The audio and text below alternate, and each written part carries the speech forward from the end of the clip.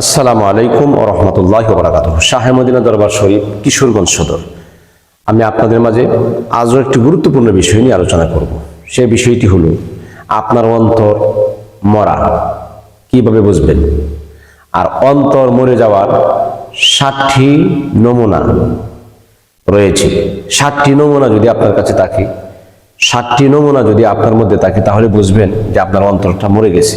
আর যদি এগুলি না থাকে, তাহলে বুঝবেন আপনার অন্তর জিন্দা আছে।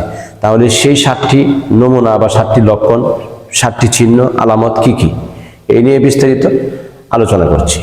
আসুন আলোচনা করা যাক। ভিডিওটি শুরু থেকে শেষ পর্যন্ত দেখার চেষ্টা করুন এবং নিত্য নতুন আধ্যাত্মিকতার আত্মশুদ্ধির আলোচনা পেতে এই ইউটিউব চ্যানেলটি দরবারের নামে করা হয়েছে, শাহে মদিনা দরবার শরীফ। আপনারা চ্যানেলটি সাবস্ক্রাইব করে পাশে থাকুন প্রতিদিনের আলোচনা শোনার জন্য। আসুন খোলামেলা কথা বলি। যারা আমার সাথে দেখা বা সাক্ষাৎ করতে চান বা যে কোনো প্রয়োজনে, এই যে স্ক্রিনে দেওয়া নাম্বার আছে, স্ক্রিনে দেওয়া নাম্বারে আপনারা অবশ্যই যোগাযোগ করবেন। আসুন খোলামেলা কথা বলছি। বাবা, কলব মরা। মানব দেহের রাজ্যের রাজধানী হচ্ছে কলব। এই কলব যদি, অন্তর যদি মরা থাকে, তাহলে নামাজ, রোজা, তসবিহ, তাহলিল, দান, খয়রাত, ইবাদত, বন্দেগী কোনো কিছু কিন্তু আর কাজে আসবে না। কারণ এই কলব হচ্ছে সব মূল কেন্দ্রবিন্দু। এই কলব যদি মরা থাকে, তাহলে সমস্ত ইবাদত থেকে মরা, সব ইবাদত কিন্তু বিফলে চলে যাবে। এই জন্য কলবকে জীবিত রাখতে হবে। তাহলে এই কলবটা যে মারা গেছে বা কলবটা মৃত, 60টি লক্ষণ থাকলেই আপনি বুঝতে পারবেন। আমি এদিক সেদিক না যায় আলোচনাটি আমি সরাসরি ঢুকে যাচ্ছি। 1 নাম্বার, যদি পরকাল ও আখিরাতকে যদি কেউ ভুলে যায়, পরকাল এবং আখিরাতের কথা একবারে মনেই পড়ে না, মন যেটা চায় সেটাই করতেছে, পরকালের এবং আখিরাতের কথা, মৃত্যুর কথা, মৃত্যু ও আখিরাতের কথা যেজন ভুলে যায়, মরার কথা মনে নাই, আমার কবর হাসরে উঠতে হবে কথা মনে নাই, হাইওয়ান জানোয়ারের মতো জীবন কাটাইছি, তাহলে বুঝতে হবে যে অন্তরটা কি মরে গেছে। 2 নাম্বার, মানুষের কষ্ট দেখে দয়া মায়া না লাগা। মানুষ কষ্টে আছে বা বিপদে আছে একটা মানুষ, তখন বিপদ দেখে আরো হাসে, বিপদ দেখে আরো হিংসা করে, অন্তরটা কিন্তু মরে গেছে। দয়া মায়া না লাগা, মানুষের কষ্ট দেখে যদি দয়া মায়া লাগে, তাহলে বুঝতে হবে অন্তর জিন্দা আছে। আর যদি দয়া মায়া না লাগে, তাহলে অন্তর মরে গেছে। 3 নাম্বার, আল্লাহর জিকিরে বসলে জিকিরের স্বাদ পায় না, মন উসকুস করে, কোন সময় এটা করবে, কোন সময় কি করবে, সময় যাইতেছে, ওইদিকে আড্ডা পাড্ডায় গল্প গুজবে যায়, আমি সময়টা কোন সময় কাটাবো, জিকিরের মধ্যে বৈশ্বাসে তার ভাল লাগে না। এরপরে হচ্ছে 4 নাম্বার, দুনিয়ার মোহ ডুবে থাকা, মানে দুনিয়ার কাজে খুব ব্যস্ত, সাংসারিক কাজে খুব ব্যস্ত, দুনিয়ায় নিয়ে ব্যস্ত আছে, এই টাকা হয় না, এই ইনকামে হয় না, এইভাবে হয় না, শুধু দুনিয়ায় দরকার, ওই 5 তালা, ওই যে 10 তালা দরকার, মানে শুধু করে দুনিয়ায় ডুবে থাকা, এই লোকের অন্তর মরে গেছে। এরপরে হচ্ছে আপনার 5 নাম্বার, কোরআন হাদিসের আলোচনা নিজে করে এবং শুনে, কোরআন হাদিস পড়ে, শুনে, বুঝে, কিন্তু অন্তরে প্রভাবিত হয় না, তাহলে কি কলব মরে গেছে। 6 নাম্বার, গুনাহ করে কথা ঠিক, কিন্তু অনুতপ্ত হয় না। গুনাহ করার পরে অনুতপ্ত হয় না, যে গুনাহটা যে করলাম, ভাই রে, আল্লাহর কাছে কি জবাব দিব, অনুতপ্ত আসে না, কারণ অন্তর যে মরে গেছে, অন্তর তো আমাদের খোলা না, জিন্দা না, এজন্য সে অনুতপ্ত হয় না। এরপরে 7 নাম্বার যেটা, ইবাদতে অনীহা লাগা, মানে ইবাদতের প্রতি অনীহা জন্মে যায়, ইবাদতের প্রতি তেমন একটা তার মন মানসিকতা উদার হয় না। ইবাদতে গেলে শুধু খালি বাহানা, নামাজ পড়তে পারে নাই, রোজা রাখতে পারে নাই, বিভিন্ন অসুখ বিসুখ, বিভিন্ন উসিলা তালাশ করে আর কি, কারণ অন্তর মরে গেছে, শয়তানের ওয়াসওয়াসা দেয়।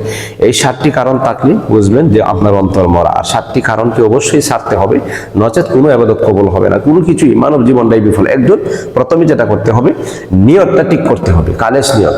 2 নাম্বার যেটা, একজন কামেল গুরুর বা পীর বা মুর্শিদের সহবতে যেতে হবে, বিজ্ঞ আলেম দেখে আপনারা পীরের সহবতে যান, ওনার রঙ্গিন হন।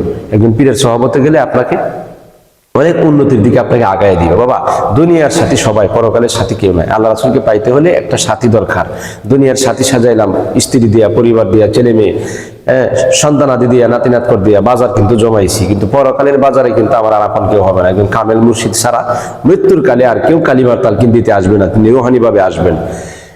পীরের চেহারাটা কিন্তু মরণকালে বাসবে সামনে। আর যদি সহবত না থাকে, দুনিয়া থাকে, শয়তানের সাথে থাকে, অন্য মানুষের সাথে থাকে, তাহলে কিন্তু শয়তান আমার ঈমান হরণ করে, আপনার ঈমান হরণ করে নিয়ে যাবে। এজন্য একজন কামিল মুর্শিদের সংস্পর্শে থাকুন, কামিল মুর্শিদের সহবতে থাকুন।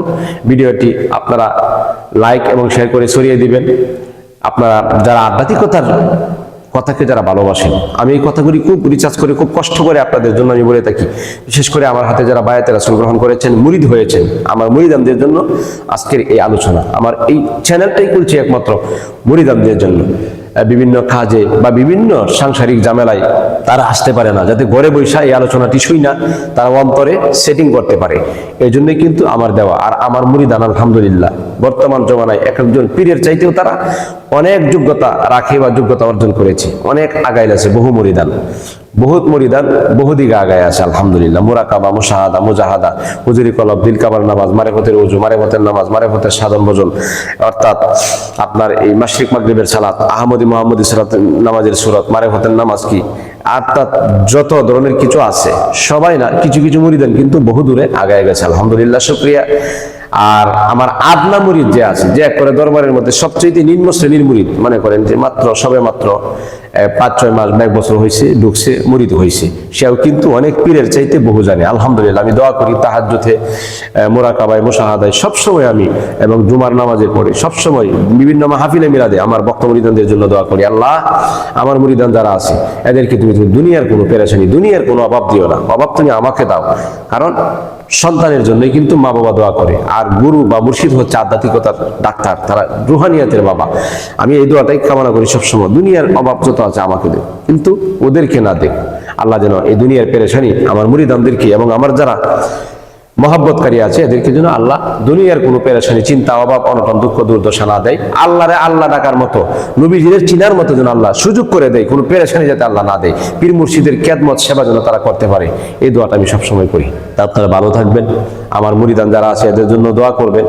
যারা আমার ভিডিও অন্যরাও দেখেন, বিভিন্ন তরিকতপন্থীরা, বিভিন্ন পীর মুর্শিদের বায়াত যারা নিজে নিয়েছেন তারাও দেখেন, আমার জন্য দোয়া করবেন, আমার মুরিদানদের জন্য দোয়া করবেন, ভক্ত মুরিদানদের জন্য। এই আশা ব্যক্তি রেখে আজকের মতো শেষ করছি। পরবর্তী ভিডিওতে আবারও দেখা হবে আপনাদের সাথে ইনশাআল্লাহ। ভালো থাকুন। আসসালামু আলাইকুম ওয়া রাহমাতুল্লাহ।